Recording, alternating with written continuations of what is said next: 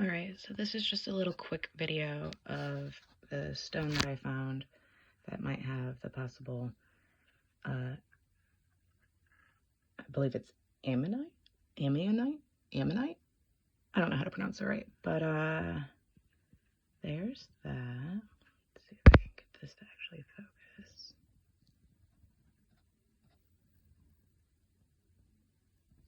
So the entire reason I actually picked this up, it was actually in the water of the creek, and I don't typically pick directly up out of the water because it's cold, but this one I picked up because it was laying flat like this, and I thought possibly artifact. It was just looked like a very intentional shape. So you had asked me if I would possibly be willing to break off a piece from this other side, and I don't really have tools like that. I typically find fossils and I use baking soda and vinegar to clean them up, and sometimes rubbing alcohol. But I normally just sit here and I pick away at them because it's just something to do. And so I decided that before obviously going to break this into pieces, to go ahead and start cleaning it like I normally do. But I wanted to start with the back side, not with the side with the trace fossil on it, because I don't want to lose anything from there. Which, look at that. Looks like another little one right there. It's crazy the amount you see. I don't actually see any other fossils a part of this outside of the look of this one. But as I started cleaning away at it, and like I do with most of my finds, I start seeing things as I'm cleaning it. And so I try to explain these things when I post the photos, but really you can't see what I see just from a photo. I can't capture that kind of look the right way. But anyway, so as I was cleaning this, I started noticing these little features. Let's see.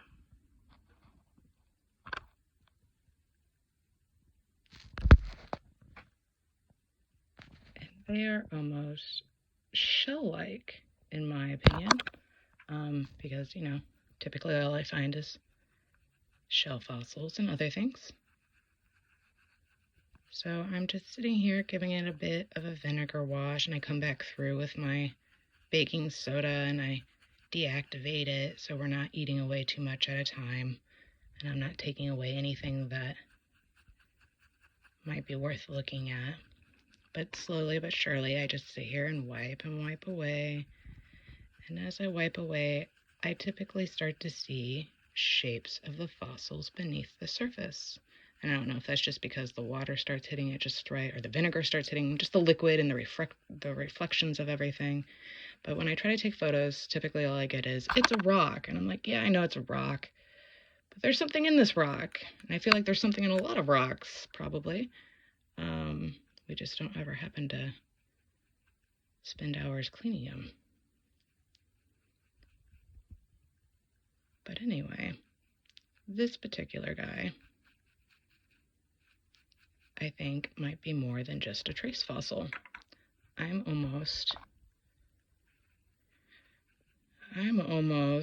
would dare to say that the entire thing is a fossil. I think this might actually be the outside plate of a shell of some kind. I don't know if it would be the same species. I don't know how these things necessarily would go about their procreation, but what I thought was fossilized coral, like a sea spongy coral, just based off of, you know, looking at the back. I'll even start to clean this side where that still has the vinegar in it. I'm sorry, the baking soda. So when I come back through with the vinegar again, it starts to break up all that baking soda, and it removes a lot of the debris down in the crevices that my brush just doesn't get to. And then I will let it dry entirely, and I will go ahead with baking soda again, and then I normally just brush it. So it's kind of just a combination of a few things that I try to do, because I don't ever want to destroy any possible fossils, because I don't know what all of their chemical makeups are, and I don't want vinegar to eat through a really delicate fossil. So I just do it a little bit at a time, and then I'll come back through with baking soda, deactivate. And slowly but surely, we start to see a little bit of more of what's going on underneath the surface. Because the vinegar is only going to take away, I believe, the calcium deposits. I think that's right. I could be wrong. Typically when I'm talking online, I've done a lot of research right beforehand, and I'm able to copy and paste everything I just read. It's not that I don't know, I have ADHD, so I can't ever remember it, and I don't usually do videos. But the surface of this particular rock just has a lot of, just feels like intentional features is what I'm going to call them. Like, these aren't just broken edges, because that looks scalloped to me. Which would make sense with the outside piece here. But just the way it's tapered at the end, even the way that this piece is down here, it's like broken off. It itself looks like a fossil. So I guess my question is, how common is, oops, I need to get vinegar up there to clean that. How common is it to find these types of fossils within other fossils? Is that like a thing? Do they hang out? Do they eat them? Is this a shell that, like a clam that ate one? Is that a thing? Could that be a thing? I do this shit for fun, so. But anyway, I wanted to show off this part, because that's what we started exposing. And it was very interesting to me, because it seems like there's almost a segment that runs up here. And all of that just seems very intentional shaped. And I wish I could get pictures of this stuff when I post it, so I didn't have to feel like an idiot being told that it's just a rock. But maybe this helps. And also to the people who come at everybody who says it's just a fucking rock, you guys suck, okay? Let me just tell you that right now.